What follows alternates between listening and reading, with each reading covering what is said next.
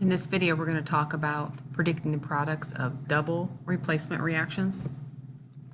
And when we have a double replacement reaction happen, the cations, you could think of it that way, are going to exchange places in the two compounds.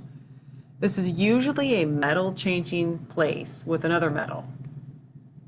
But we have a special case of this called an acid-base or neutralization reaction, which is a little different, and where one of the reactants is an acid, and you could recognize this because it starts with an H, so like HCl or H2SO4 or HNO3.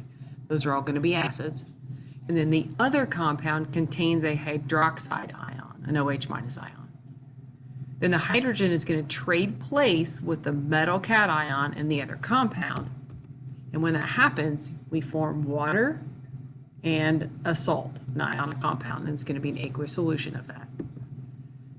We're not going to be predicting products of double replacement reactions that produce gases, although you would have to be responsible for recognizing that it's a double replacement reaction. I won't require you to be able to predict the products of those.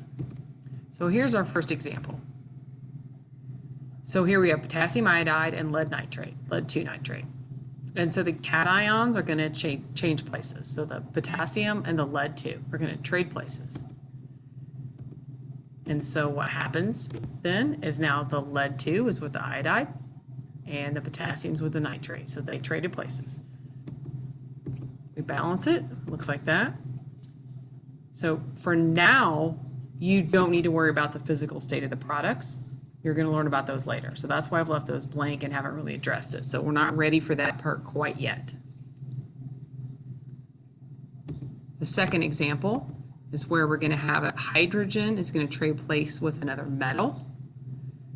And this is going to be our acid-base reaction.